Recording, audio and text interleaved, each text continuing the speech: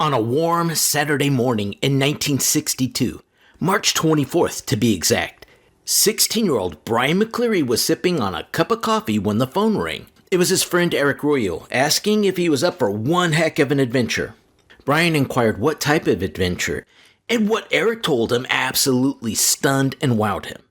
Eric knew of a place just 2 miles into the ocean from Fort Pickens State Park where they would explore something incredible. Back in January of 1921, the USS Massachusetts cruised to this exact location, and her crew just abandoned her. Just sitting there in the Gulf was this giant Indiana-class battleship. Soon after, the Navy opened fire and shelled the battleship until it mostly sank. It fell upon a sandbar and could go no deeper, leaving part of the battleship exposed out of the water. Now, 41 years later, they were going out to dive with fins and masks to explore this 351-foot-long battleship. Brian, whose full name was Edward Brian McCleary, gathered his gear and waited for Eric to show up. Soon an old beat-up Ford pulled up with Eric and 3 others. Warren Ray Sally, a 17-year-old who had moved to Florida from Danville, Illinois. He was the oldest of the group. Brian was the second oldest, followed by Eric, then Larry Stewart Bill, a 15-year-old native from Fort Bragg, North Carolina, and the youngest was Bradford J. Rice, a 14-year-old that everyone simply called Brad. On top of the old Ford was an old U.S. Air Force raft that was no doubt purchased from a surplus store. They putted their way down to Fort Pickens State Park, just on the outskirts of Pensacola, Florida. There on the beach was a 3-story tall Civil War fort with a tower on top of it. The boys climbed and explored the fort before walking their gear and raft down to the beach. The boys felt the warm sun shine upon them as they carried the raft filled with equipment across the warm white sand. Brian recalled going partway into the water and running out as fast as he could because the water was freezing cold. It was nearly impossible to stay in it for more than a few seconds. It would seem that such temperatures would destroy their plans, but not even the frigid water could dash their excitement and desire for adventure, and so off they went. The water was calm and barely a breeze as the boys paddled towards the ship, an absolute perfect day for this dive. The boys took turns paddling out to the battleship so no one would be worn out and they could all enjoy diving and exploring these spooky ruins of the giant battleship. A wind began to blow in from the north, which should have aided the boys, but Larry pointed out they had been rowing a great distance parallel to the ship instead of out to it. Warren paddled fiercely to correct the raft and literally wore his arms out to the point he was probably not going to enjoy much diving, as now his arms were extremely sore. The boys had been paddling for a very long time and had not yet reached the ship. Brian had noticed that the waves had gone from being calm to being white-capped. The waves began to sway the raft and make a splashing sound on the side of it. He also felt the warmth of the sun slip away as a gray overcast began to consume the sky. Brian noted, quote, "The seagulls were skimming across the top of the waves toward shore," end quote. He also noted that the wind had become salty. Warren called off the expedition as he was sure a storm was brewing, and so the boys decided to call it a day. Their first attempt to explore the ship was a dud. They would have to return another day. With that, they turned the raft and headed home. Well, at least they tried. As they paddled fiercely toward shore, they watched it shrink away and fade into the distance. They were being swept out to sea by the winds and waves. There were only 2 oars and they needed more power. Brian, Eric, and Warren jumped into the water, got behind the raft, and began to kick their feet to propel the raft to land. Meanwhile, Larry and Brad paddled. The boys began to cramp from the frigid water and had to climb back into the raft. Warren was now useless as his legs and arms were both shot. The waves grew more powerful and the boys had to move to the sides of the raft to keep it from capsizing. Now they were actually in serious peril. Then the boys witnessed all the small watercrafts making a mad dash for port. This was a really bad sign. Just then a small vessel came near to them. They were saved. They were so close they could tell a lady on the bow was elderly. The boys excitedly waved their arms as they made clear eye contact with her. But the old lady just waved back, oblivious to their predicament. Brad had brought a spear gun in case they needed it for bull sharks in the area. He had one of the boys take off his red shirt. They tied it around the tip of the spear. Brad aimed it at the boat and fired. There sailed a red flag of distress in the air to the boat. The old lady watched the incoming projectile with the red flag land near her boat. The boys watched her head tracing its flight pattern. She saw it. The boys cheered and felt relief, but the lady was still puzzled and did not notify anyone on her boat, and it continued onwards to port. Brian recalled Larry wailing in tears and breaking the silence with the words, quote, "We're lost. Damn those fools. We're lost. We'll drown," end quote. Brian, refusing to die or give up, began searching the water. In excitement, he pointed to a towering metal buoy just about a mile away in the exact direction the current was pulling them. Brian told them everything was okay. They could just tie onto the buoy and weather out the storm.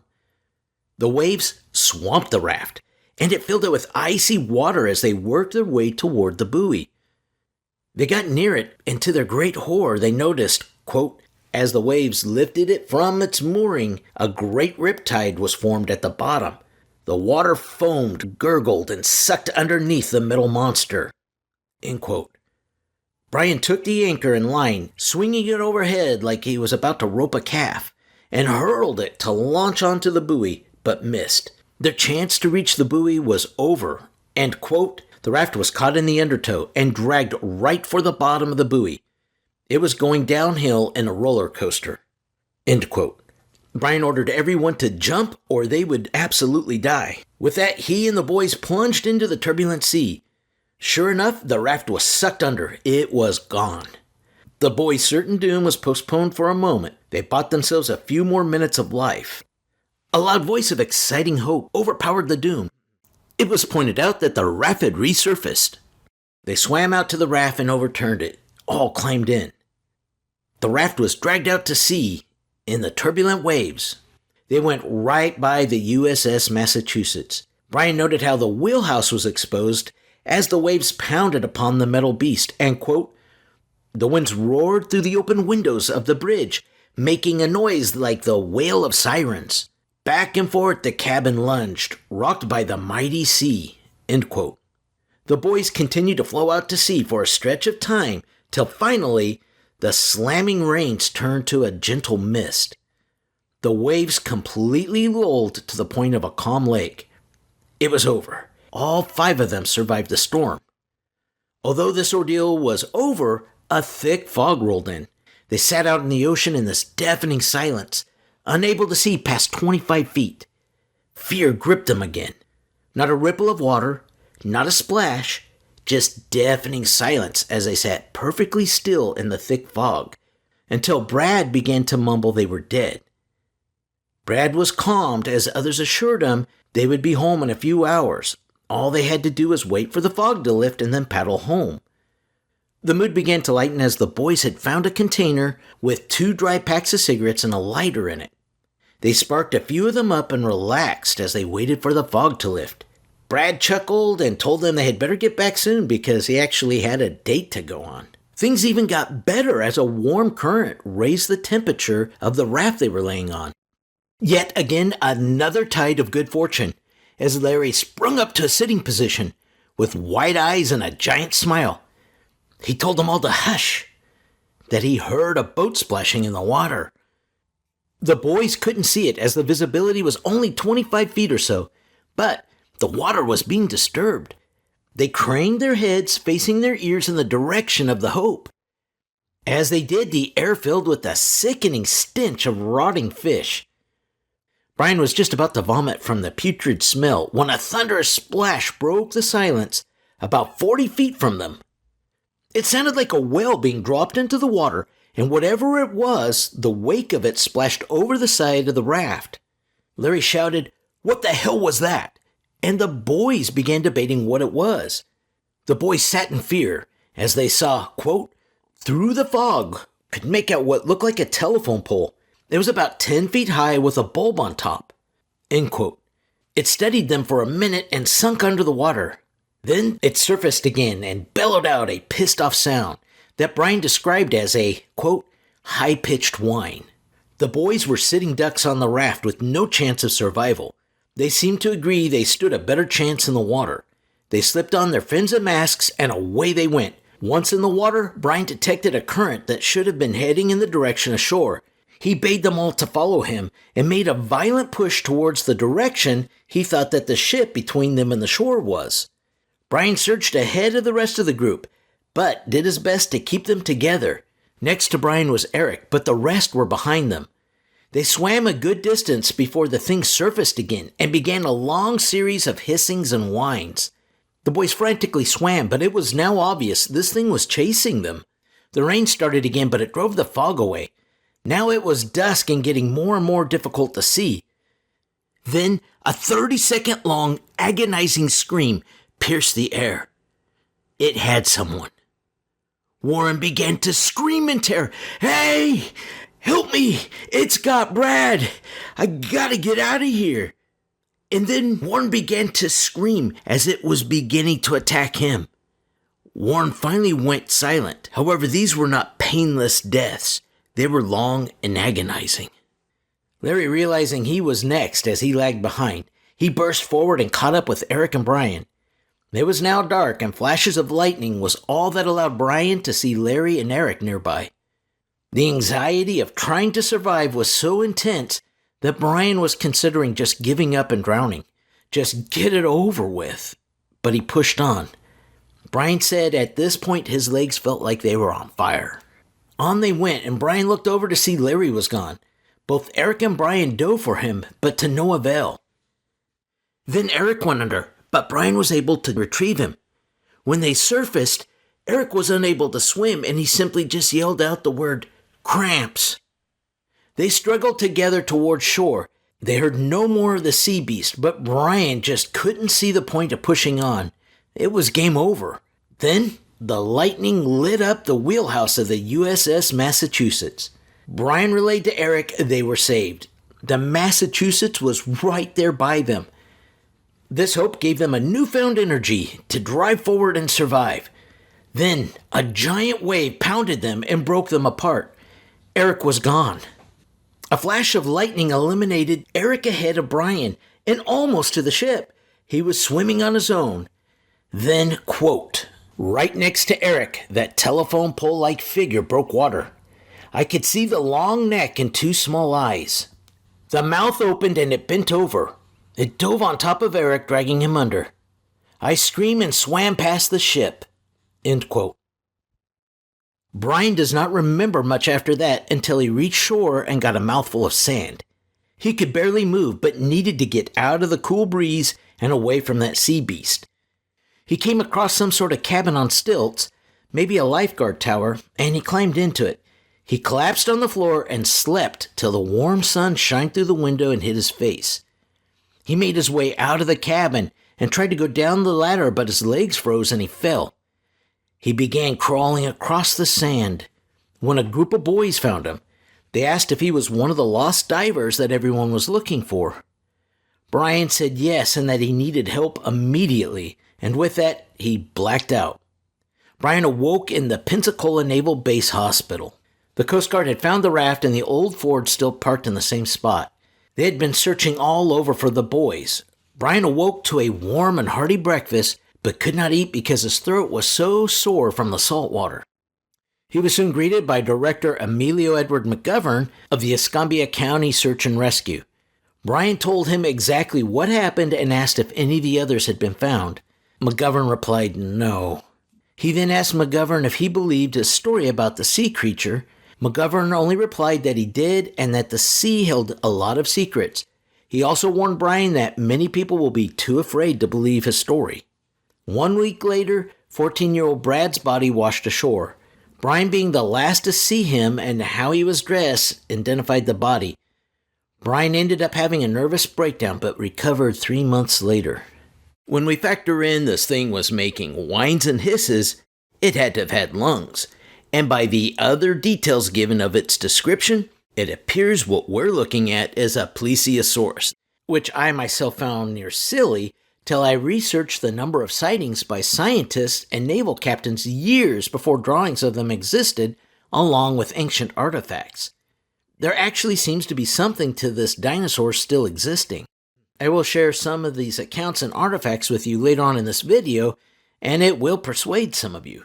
Brian retold the entire story in 1965 and went somewhat silent till this Reddit article appeared in 2021, which I will now read to you. But make sure not to exit the video, because shortly after this Reddit article, things will get really weird again. It is important to finish this video and you will see why. But for now, here's the article.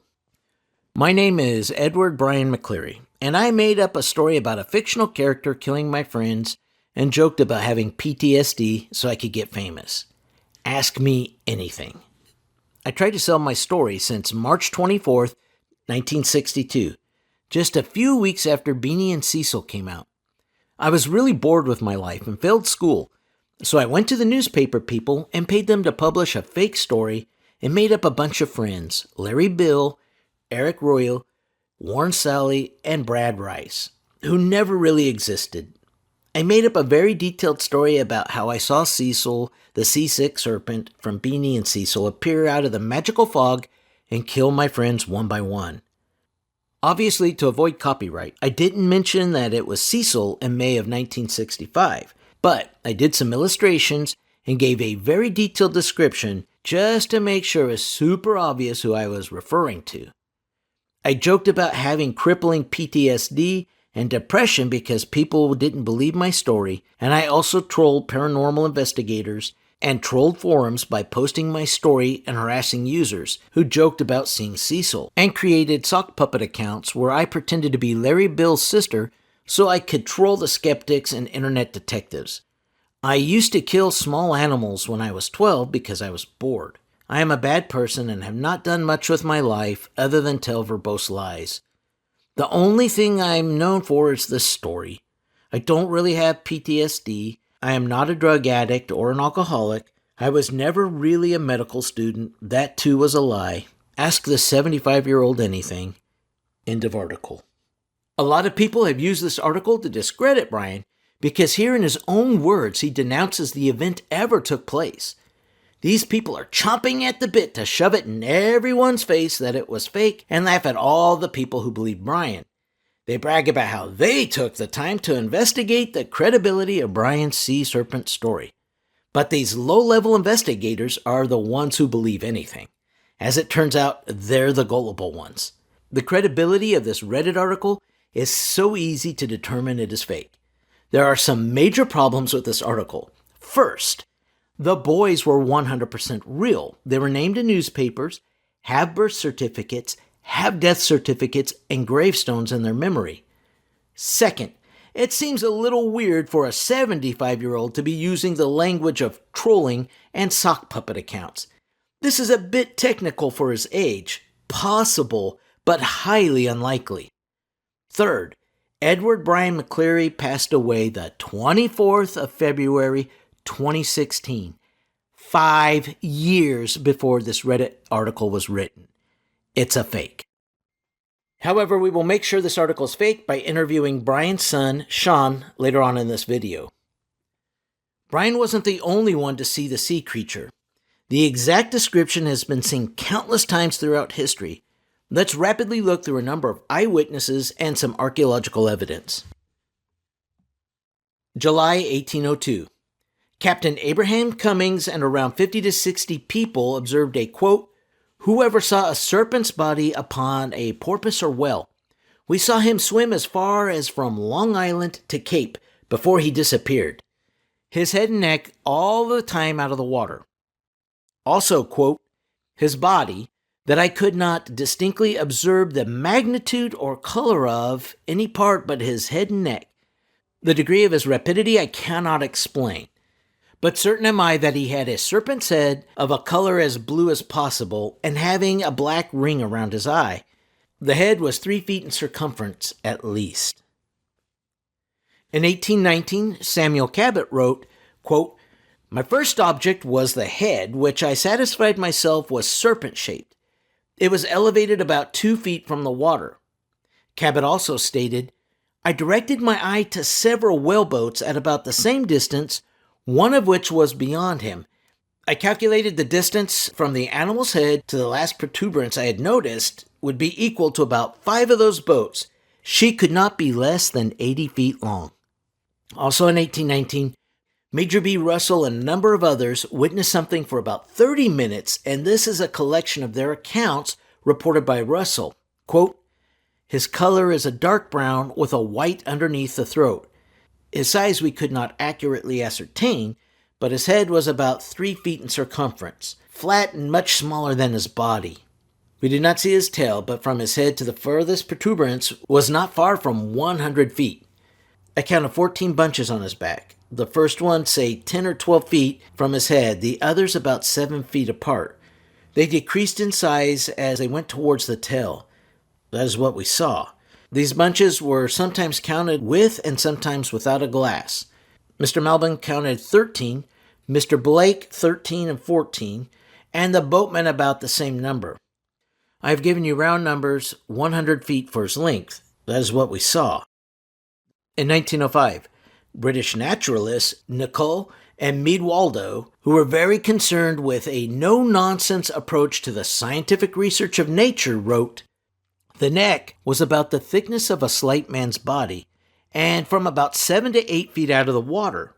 Head and neck were all about the same thickness. The head had a very turtle-like appearance, as also the eye.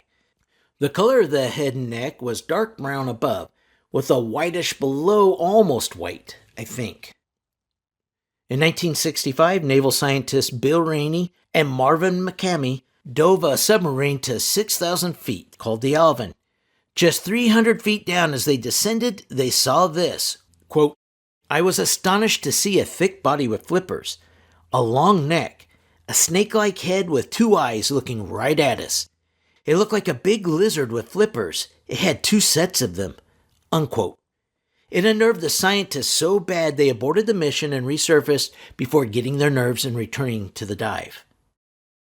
In Mexico, archaeologists unearthed 33,000 clay statues, a number of which appear to be a Plesiosaurus. Here are a few examples. There are many other examples in the archaeological record, but we need to keep this video as short and sweet as possible. Now let's wrap up this video with an interview with Brian McCleary's son Sean to get the whole truth. What did Brian really say behind closed doors? Hey, Ken. This is Sean McCleary, and I'm the son, the only son. I have no brothers or sisters, and my father's name is Edward Brian McCleary, and he was born in 1946 and grew up mostly in Pensacola, around the Destin area. And he was an avid person, as like out in the water, the ocean, and the beach. You know, he spent a lot of his life around the beach, and he told me the story. I wanted to tell the story. I know that the story was originally published in Fate magazine in 1965, and there's been other followings and other people that do research in cryptozoology that have done some shows, and also Fox News did a piece on my dad's story in Pensacola, and I did an interview with Fox News on one of their shows on my dad's story also. So I'll just tell you, I'll just explain from my perspective. When I was about 15 or 16 years old, my dad sat me down and he wanted to explain to me, I guess he wanted to kind of process some of the information. I know my dad experienced a great deal of trauma from what happened, with his friends and everything. And he told me that him, Bradford, Warren, Eric, and Larry, started out on a nice sunny day. They had a big life raft, and they used to skin dive all the time off the coast of Pensacola together, and they wanted to go see the USS Massachusetts, which is around 2 miles or so off the coast, and it's a popular shipwreck that people, skin dive and scuba dive around. And my dad said it was a clear, nice day and everything. The water was great, and they started paddling out towards the shipwreck. And when they got close getting close towards the USS Massachusetts, he said it was just like very surreal. A storm had started coming in, and the sky started turning black, and the current started getting real strong, and they started getting sucked out to sea, and that's where I could tell my dad once he started explaining that. That's where, the element of fear and surprise really started with the experience he had, is when the storm blew in and the current got strong, they started getting sucked out. And my dad said they were all afraid that they were going to get sucked out into the middle of the ocean and never return, and they started getting sucked out and everything. And they were all discussing, hey, what do we do, and my dad was like, hey, let's try and, swim back towards, they saw a buoy, one of those big buoys out in the middle, and towards kind of off the side of the shipwreck. And they said, let's swim and see if we can make it and anchor at the buoy. And what happened was the current started getting strong and the waves started picking up. And they were able to make it towards the buoy, he said, and the life raft, there was a strong current around the buoy itself, and they weren't able to stay in the boat, and they were swimming with the raft. And he said all of a sudden there was like a stillness in the air, and the waters got kind of calm, and a fog bank just kind of came around where they were at and everything. And my dad did describe the what happened was they started smelling like a real foul odor. That was like real fishy and stuff, and they started smelling that, and they were like, what was that, and by this time they were all really scared, didn't know what to do, because they were pretty far out. And all of a sudden my dad and Bradford, Warren, Eric, and Larry saw like this grayish, my dad described it as like a grayish green. First it came out of the water. He's told me that it looked like a little bit like a brontosaurus, but the facial structure was different, and it came up out of the water first, and it caused the water it caused a lot of waves. It caused some waves around because the sea creature, was pretty big in size. I think he said the neck that stretched out the water was like 10 feet. And all of a sudden, my dad said there was a lot of splashing in the water and stuff. And his friends started to go under. Eric and Bradford, I think, his friends started to go under. And they started to, my dad started to swim. And he said that as he started to, they wanted to swim back to shore, but the sea creature kind of just took one of them underneath and then got another one. And my dad said he didn't remember real well what happened, but he started swimming, and he watched his friends all go under the waves, but the visibility wasn't that good because of the fog, but he said that he saw his friends, drown, and they were attacked, and he said he swam, but he didn't remember like actually swimming back to shore. He said it was like he passed out or he blacked out. And he said he does vividly remember waking up, though, on the beach as the sole survivor from that incident, from that experience. And he woke up on the beach, and some officials that worked for the Pensacola, like the Coast Guard or something like that, found him, and they brought him to a hospital, and he recovered, from the trauma and the exposure and all that stuff. And he had to tell them the story about what had happened, and it was real traumatic for him. And he did experience some suffering in life from that, some guilt about maybe he should have done something different, or they should have done something different, and so he went through a lot with that, and did you have any more questions or anything about his life or experience, Kim? Yeah. I've got a number of questions. Um, Sure. so a number of podcasts and a number of videos on YouTube say that he had referred to it as Cecil, and it said that Cecil came out of a magical fog and killed his friends. Did he ever refer to it as Cecil, or?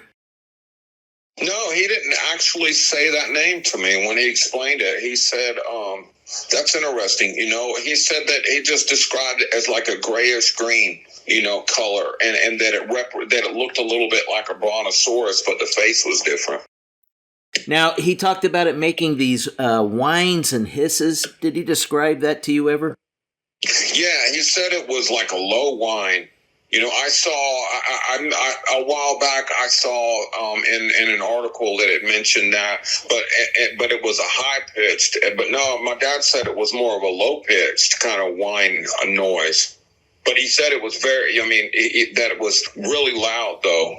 That they could all hear it and everything. Did your father ever have a theory of what it was? No, he said that he thought it might be like a relative or ancestor of a plesiosaurus. I don't know. There's like the Loch Ness monster and stuff. Maybe it's a creature similar to that. Now, did your dad describe how this thing moved or anything like that, or? Yeah, he did. He said that it surfaced first. And he said it kind of slithered through the water, like it moved. And he said he could see the back. First, he saw the neck and the head, and then it came up first, and then went under, and then came up again. And he said he could see the back moving through the water. Oh, so he did see like a body on it, not just. He said he saw like a little part of the back as it was moving through the water. Okay. And then he saw like the head and the neck and everything when the head and the neck came up. That helps a lot, believe it or not. That little bit of information right there. Oh, cool. Did he see any fins or a tail or anything, or? No, he didn't say that. Did he describe like any of the face to you, like the eyes or anything, or? Okay. It was kind of like no. I think it had to do with how traumatic the incident was. It kind of blurred it from his memory. But the drawing, I remember looking at the drawing next to the buoy, and I guess the face looked like that was illustrated in the drawing. Now, when it comes to your dad's friends, I know he had to identify Brad's body. So Brad's body washed up a week after the event. Yeah, he did tell me that. He said he had to identify the body. That's right. That's right. I remember now. Did he mention if Brad had any bite marks or anything like that, or? No, He didn't say. He did not say that, though. He didn't say that. He just said he had to identify his friend, and he described it. He said it was really traumatic for him. I can't believe they did that to your dad. Yeah, that was. Do you know if any of the other boys surfaced, or was it just Brad? I think it was just Brad. Yeah. That's all I could find. I never found any of the others. So how did your dad know them? Oh, he said they grew up together from high school and stuff. So the families of the other friends, did they ever contact your dad, or did they give him any support, or? That I'm not sure of. Like after it happened, in his teenage years, when he was in his early 20s, that's when he moved. He started going to LSU, Louisiana State University. So he moved out of Pensacola, when he was in his early 20s. So I'm not sure if the other family members contacted him or not. Yeah, I actually found Eric's uncle. I had tried contacting Eric's uncle just through a text, and I said, if this is too sensitive, just let me know. And he just responded with in all caps, stop. And so, it's over half a century, and he's still it's still painful for him, you know? Yeah. I felt horrible after I got that text back. You know, I'm more interested in finding out if they were ever given any answers or stories about what had happened to Eric, you know? Yeah. I don't think so. No, I don't think so either. Was he ever able to return to the beach? Yeah. As a matter of fact, I grew up with my mother and father in Jacksonville, Florida. And that's where I'm pretty much from. That's where I was raised at, in Jacksonville, Florida. And my mom and dad and I, he wasn't like traumatized like that so much because we spent a lot of time in the water in Jacksonville and a lot of time at the beach. We hunt for shark's teeth, as a matter of fact, you know. And by the time I was like 11 and a half years old, we sat down and counted them, and we had over 11,000 shark's teeth we had found. Wow. My mom, my dad, and I, and we had a very large collection of shark's teeth. Wow. I can tell you this, that my dad is, you know, he is up in heaven, but here, you know, he was a really kind, loving, caring, intelligent individual, and he was into science a lot. Quantum. He studied some quantum physics, and he was into like the universe and stuff a lot. You know, he's a really kind and loving man, though. I'll tell you that. You know, I'll leave you with those words. Is that you know, he really treated people good, and he's a good man, you know. Now, did he do any interviews outside of Fate magazine? No, he didn't. And something that he did mention to me was that he just repressed all that, you know, that he didn't want to talk about that experience to anybody, you know, that he didn't want to explain that, I guess, because the trauma associated with that, you know. And he you know, my dad he suppressed that with alcohol. You know, I grew up around, you know, my parents drinking and stuff, and my dad, you know, his alcoholism, I think that's one of the primary things in his life that caused that to happen, you know, was he suffered from alcoholism for a while, but then in his like mid-30s, he got sober, you know. He ended up going to Alcoholics Anonymous and stayed sober for the rest of his life, you know. And he went to therapy. I talked to my mom, and she said that he did go to therapy and everything. But my dad worked in the field he was a psych evaluator at Mental Health Resource Center in Jacksonville, Florida, for about 23 years. A psychologist, you know, working with other people. And then, real quick, before we break off here, you wrote 4 books now? Yeah, I started writing about, I had a very, very powerful spiritual experience in 2011 when I was in Louisiana. I know you said that you discussed like paranormal stuff. It really wasn't paranormal, but it was very, very divine. And I started writing on a process called the shift in consciousness. My life changed when I saw the image of the cross in the Whirlpool Galaxy. Everything started changing for me, and I had a really profound experience with the Higgs field. I write about the nature of the Higgs field a lot in my work. And I started writing, and my first book was published in 2018, Earth's Miracle Through the Paradigm Shift. And I published it through A-Buzz Publishing, and I think Pensacola is where they're at. And then I published my other 3 books through Kahuna Research Group, who does do studies in paranormal activity and everything. I'm my publisher, Zach, but I had 3 other books published.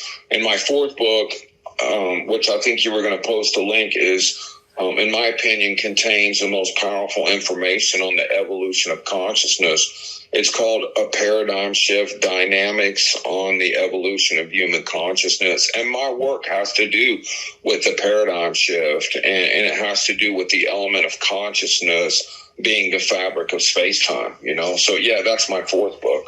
Yeah, I will put a link to that. And I'm also going to add a few links to some of the podcasts that you've been on as well. In the and anybody that's interested, they can find that in the description below of this video. Thank you. And I'll tell you that I just recently had an article, that link I sent you, published on a newsletter, and it explains what happens with the experience of death, with the Higgs field, and the evolution of consciousness. And it's some really powerful material. I sent it to the group, and they published it in their newsletter. So that's pretty informative information for people. All right. Well, thank you so much. Thank you, Ken. It's been a pleasure talking to you. You too. Have a great night. All right, you too, my friend. All righty. Bye-bye. If diving at the USS Massachusetts is of interest to you, great news. It's a shallow dive of only 26 to 30 feet. There are numerous ports throughout Pensacola that you can launch a boat from. However, it's highly recommended to charter a boat with an experienced captain due to how shallow the battleship is.